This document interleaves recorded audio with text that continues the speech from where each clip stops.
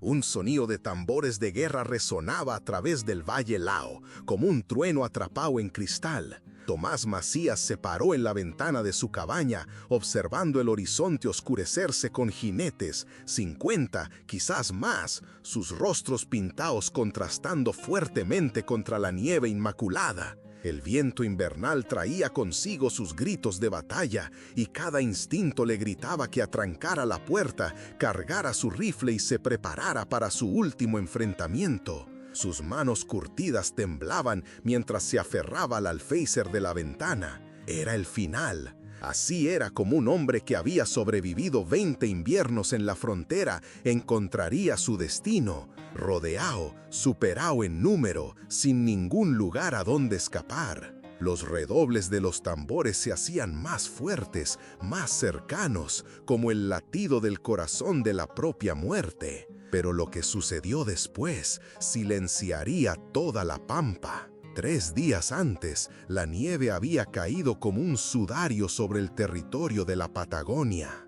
Voz rasposa y áspera, con un ligero acento sureño, entonación rápida y acelerada, cortante y urgente, con respiraciones breves, un susurro de fondo, pero sin arrastrar palabras. Cada frase estalla con fuerza, casi como balas. Muy poca variación tonal, seca y directa. Pausas cortas solo para tensión dramática, luego la narración sigue de inmediato. Suena como un viejo vaquero contando la historia antes de que el fuego se apague. Tomás Macías seguía su rutina matutina con la precisión de un hombre que había aprendido que la supervivencia significaba disciplina. A los 62 años, su espalda cargaba el peso de 2 décadas en esta tierra implacable, pero su espíritu permanecía intacto. Revisaba su ganado, reparaba las cercas y alimentaba el fuego que lo mantendría vivo durante otra noche gélida.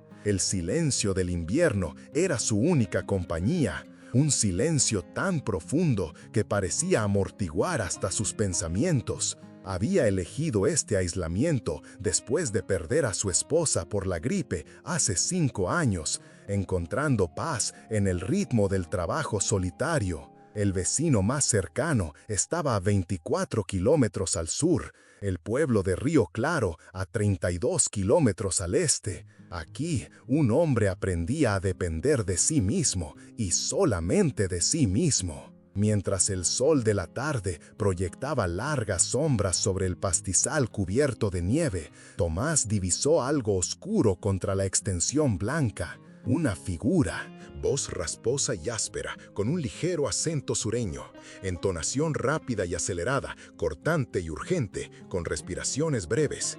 Un susurro de fondo, pero sin arrastrar palabras. Cada frase estalla con fuerza, casi como balas. Muy poca variación tonal, seca y directa. Pausas cortas solo para tensión dramática. Luego la narración sigue de inmediato. Suena como un viejo vaquero contando la historia antes de que el fuego se apague. Pequeña e inmóvil, medio enterrada en una ventisca cerca del límite de su propiedad. Su corazón se aceleró mientras agarraba su abrigo y caminaba con dificultad a través de la nieve profunda, sus botas crujiendo con cada paso fatigoso.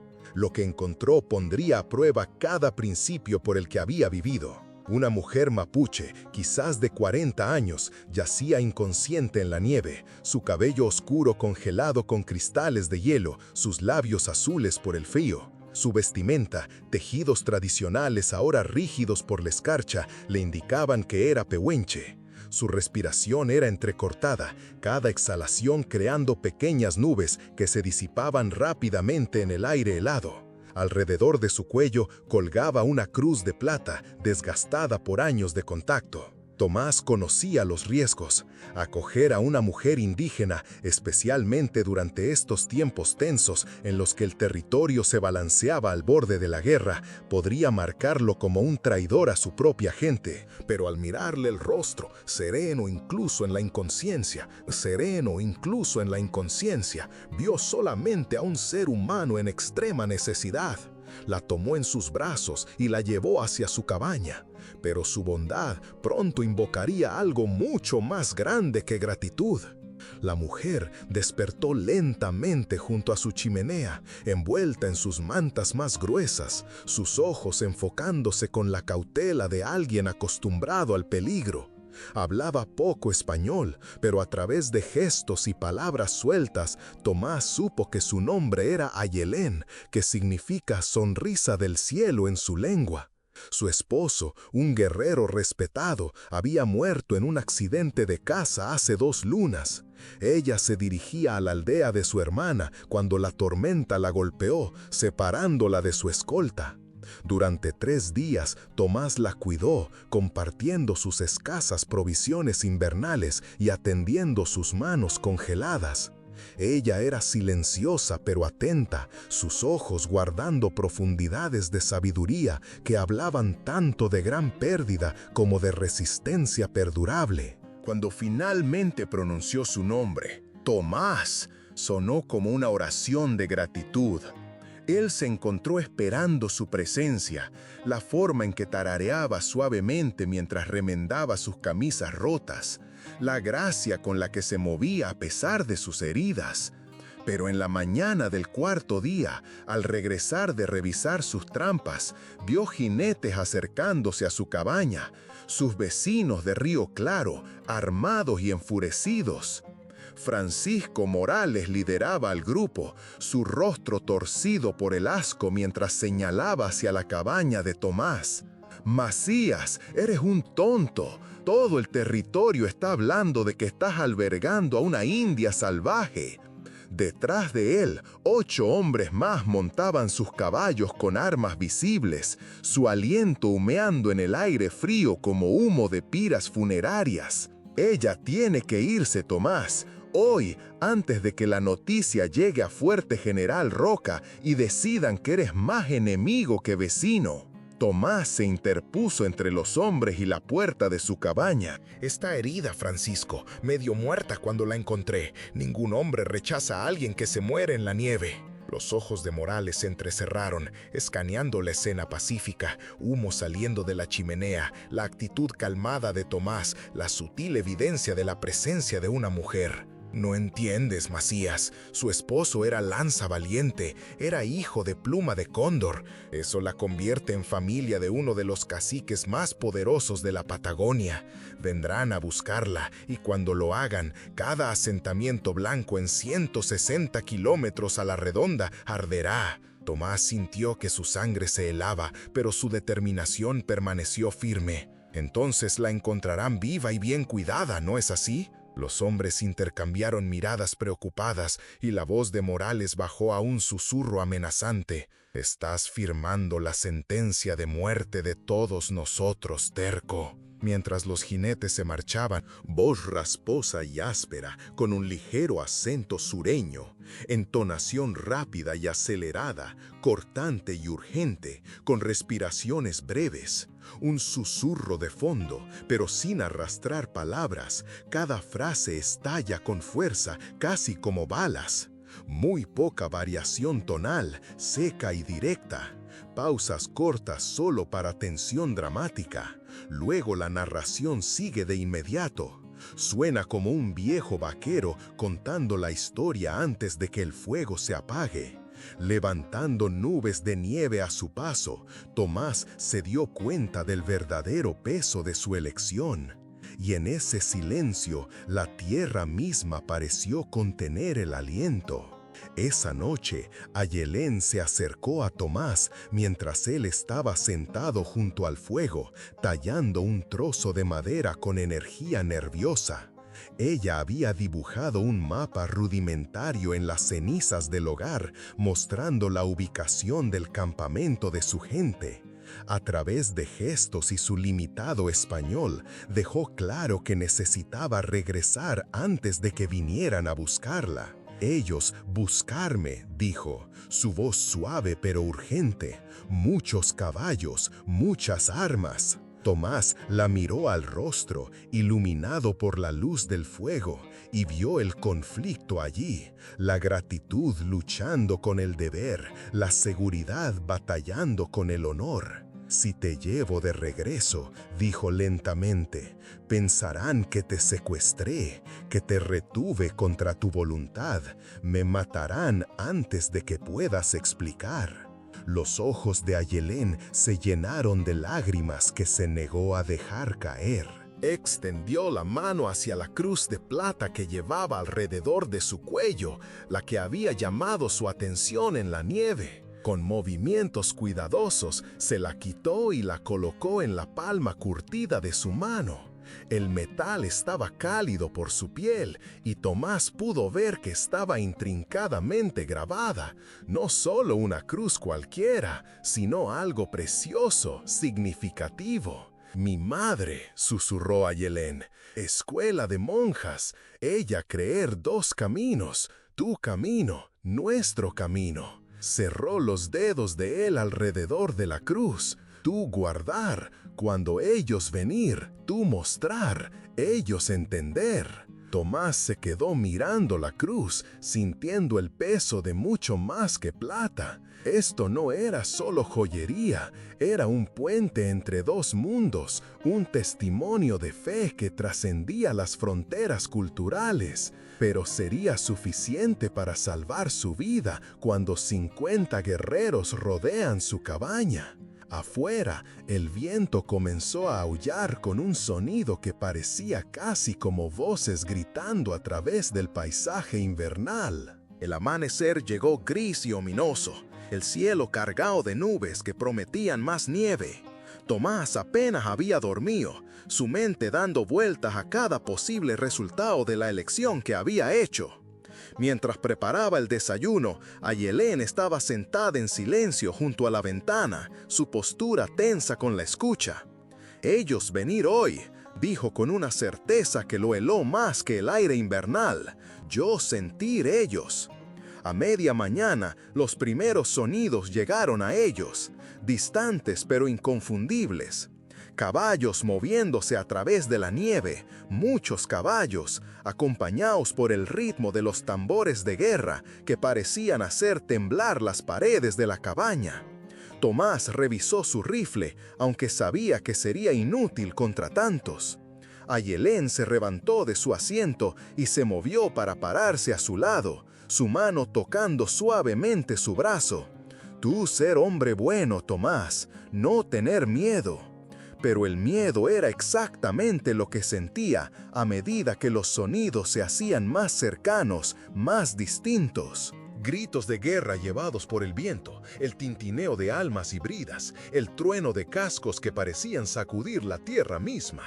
Tomás se había enfrentado a cuatreros, había sobrevivido a tormentas de nieve y había enterrado a la mujer que amaba, pero nada lo había preparado para este momento.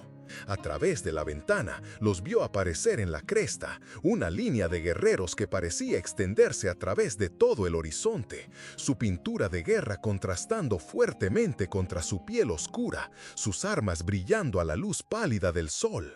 A su cabeza cabalgaba un hombre cuya sola presencia exigía atención, alto, orgulloso, con plumas de águila en su cabello y un rostro marcado tanto por la sabiduría como por una rabia apenas controlada.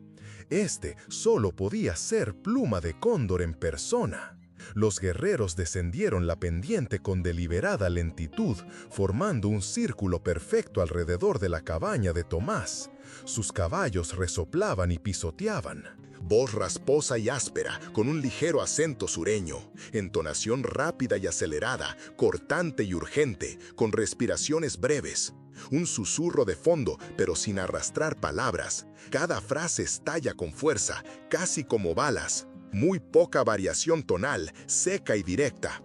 Pausas cortas solo para tensión dramática, luego la narración sigue de inmediato.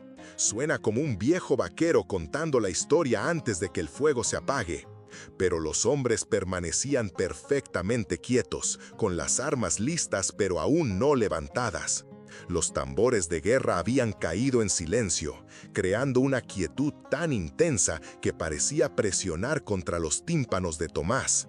Pluma de Cóndor cabalgó hacia adelante solo, deteniéndose a unos 6 metros de la puerta de la cabaña. Cuando habló, su voz llevaba la autoridad de un hombre acostumbrado a la obediencia absoluta. Hombre blanco que retiene a mi hija, sal, afronta lo que has hecho. Tomás sintió la mano de Ayelén apretar su brazo una vez, suavemente, antes de que ella retrocediera. Abrió la puerta de la cabaña y salió a la nieve, con las manos visibles y vacías, la cruz de plata escondida en su bolsillo como una última oración desesperada.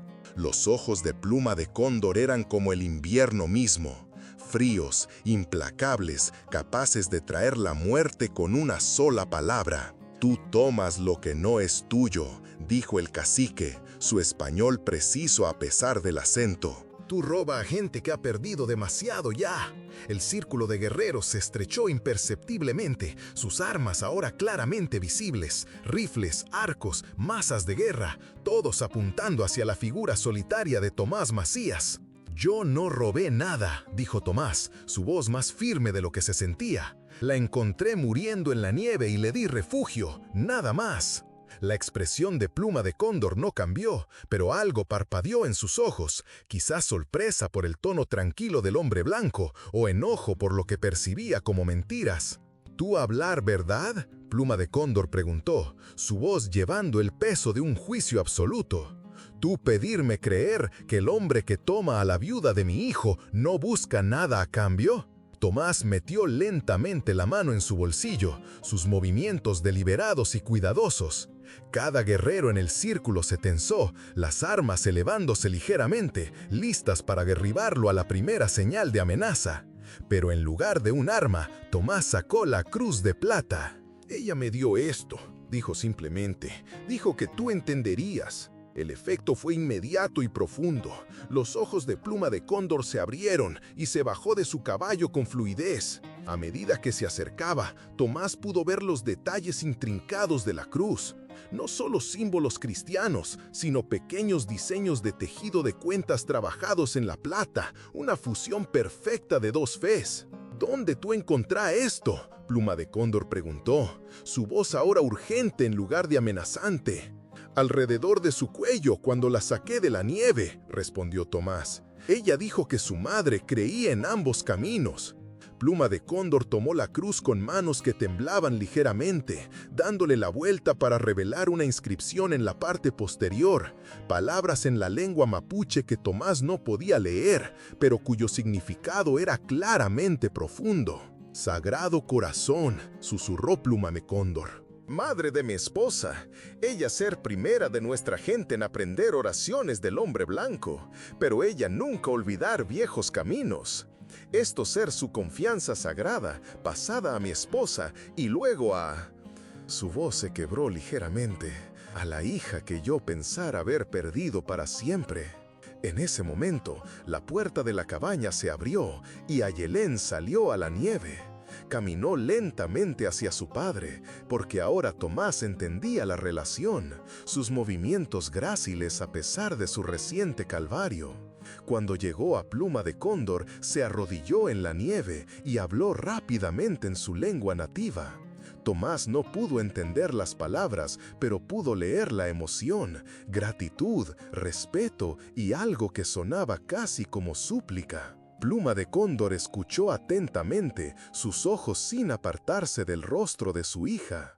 Cuando terminó de hablar, la ayudó a ponerse de pie y se volvió hacia Tomás con una expresión completamente transformada. «Ella contarme de tu bondad».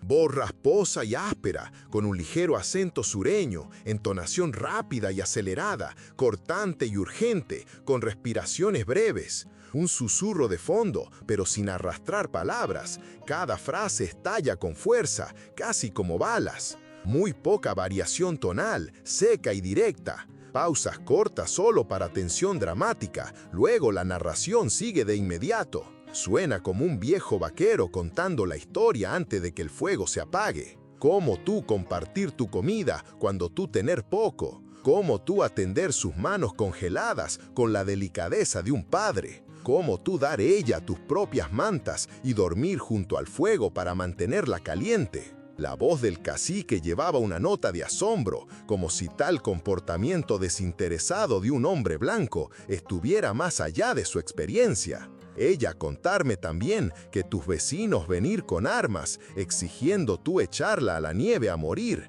y tú negarte. Tomás sintió el peso de 50 pares de ojos sobre él, todos calculando, todos reevaluando al hombre que habían venido a matar. Cualquier persona decente habría hecho lo mismo, dijo en voz baja. Ella necesitaba ayuda, eso es todo lo que importaba. Pluma de Cóndor estudió el rostro de Tomás durante un largo momento, como si tratara de mirar dentro de su propia alma. Tú hablar verdad, dijo finalmente, pero tú no entender toda la verdad de lo que tú haber hecho. Pluma de Cóndor levantó la cruz de plata por encima de su cabeza e inmediatamente cada guerrero en el círculo desmontó de su caballo. Lo que sucedió después dejó a Tomás sin aliento. Uno por uno, comenzando con el guerrero más joven y terminando con los ancianos canosos, cada hombre se arrodilló en la nieve, inclinando su cabeza hacia el ranchero blanco que había salvado a la hija de su cacique. La vista fue tan inesperada, tan poderosa, que Tomás sintió que las lágrimas le picaban en los ojos. «Tú haber devuelto a mí el último regalo de mi amada esposa», dijo Pluma de Cóndor, su propia voz cargada de emoción.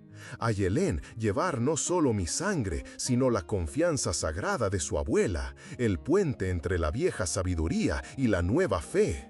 Salvar su vida es preservar la memoria de todas las mujeres que vinieron antes». El cacique colocó su mano en el hombro de Tomás con la solemnidad de un juramento sagrado. «Desde este día, tú estar bajo la protección de la nación mapuche». Cualquiera que te dañe, nos daña a nosotros. Cualquiera que amenace tu tierra, amenaza nuestro honor. Tu ganado beberá de nuestros arroyos, tus caballos pastarán en nuestros valles, y tus hijos, si los espíritus te bendicen con ellos, crecerán en seguridad.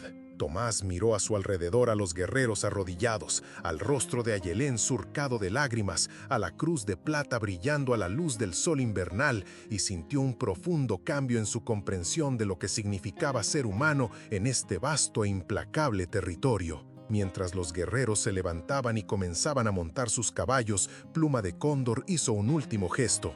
Llamó hacia adelante a un joven bravo que conducía un magnífico semental, negro como la medianoche, con marcas blancas como relámpagos a través de sus flancos. «Este ser, caminante del trueno», dijo el cacique, presentando las riendas a Tomás. «El ser caballo de guerra de mi hijo, criado de las mejores líneas de sangre de nuestra gente. El haber cabalgado». Ahora, sin amo, pero serviría al hombre que salvó a la esposa de Oso Parado. Tomás aceptó las riendas con manos que temblaban levemente, abrumado por la magnitud del presente. El semental valía claramente más que todo lo que poseía, una criatura de tal belleza y poder que poseerlo lo marcaría como un hombre de gran estima tanto entre los nativos como entre los blancos. «No puedo aceptar esto», comenzó Tomás, pero Pluma de Cuervo lo silenció con un gesto. «Puedes y lo harás. Rechazarlo deshonraría la memoria de mi hijo y la deuda de mi hija». Mientras los guerreros se preparaban para partir, Ayana se acercó a Tomás por última vez. Había confeccionado una pequeña bolsa de cuero con cuentas, llena de lo que parecían hierbas y pequeños objetos sagrados. «Amuleto de medicina», dijo en un español cuidadoso. «Para protección, para curación, lo guarda siempre». Lo ató alrededor de su cuello con manos suaves y Tomás pudo oler el dulce aroma de la salvia y el pasto dulce. «Gracias», susurró, voz rasposa y áspera, con un ligero acento sureño, entonación rápida y acelerada, cortante y urgente, con respiraciones breves. Un susurro de fondo, pero sin arrastrar palabras, cada frase estalla con fuerza, casi como balas. Muy poca variación tonal, seca y directa. Pausas cortas solo para tensión dramática, luego la narración sigue de inmediato. Suena como un viejo vaquero contando la historia antes de que el fuego se apague. Palabras inadecuadas para lo que ella le había dado. No solo el amuleto, sino la transformación de toda su comprensión del coraje, la bondad y la conexión. Mientras los jinetes pies negros coronaban la cresta y desaparecían en la gris tarde, Tomás se quedó en el patio de su casa, sosteniendo las riendas de trueno andante, el amuleto de medicina cálido contra su pecho, el crucifijo de plata pesado en su bolsillo.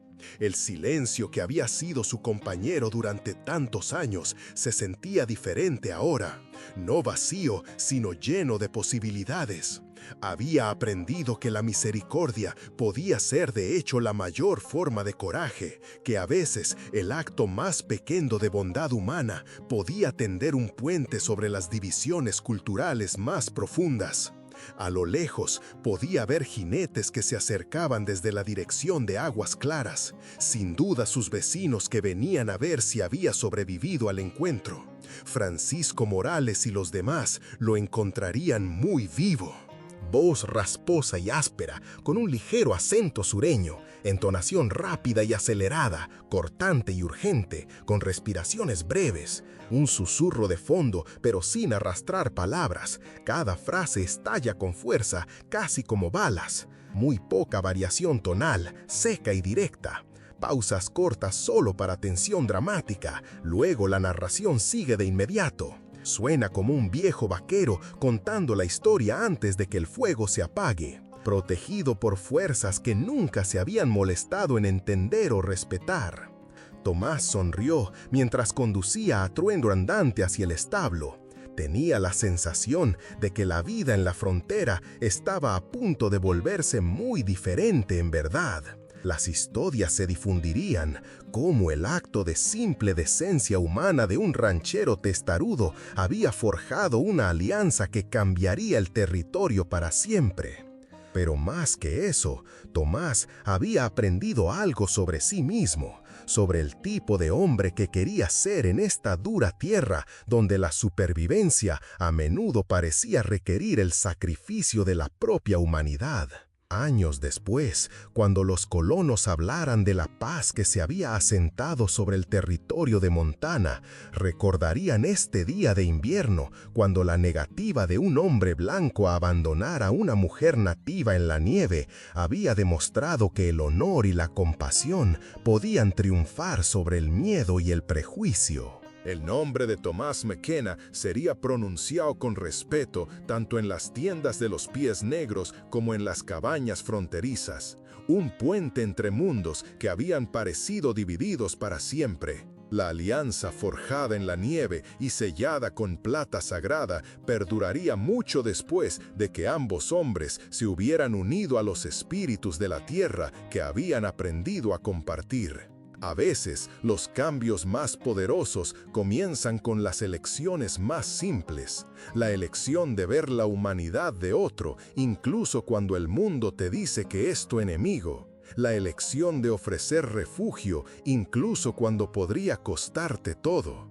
La elección de creer que la misericordia puede ser más fuerte que el miedo. ¿Habrías arriesgado todo por la vida de un desconocido? Cuéntanos en los comentarios qué habrías hecho en el lugar de Tomás. Y recuerda suscribirte para más historias poderosas de coraje que cambiaron la frontera americana. Haz clic en el video en la pantalla para ver nuestra próxima historia sobre un predicador que desafió a todo un pueblo para salvar a un hombre condenado, con un giro tan poderoso que cuestionarás todo lo que creías saber sobre la justicia. Y si te gustó esta historia, considera dejar un super gracias para apoyar nuestro canal y que podamos seguir compartiendo relatos inspiradores de la historia americana.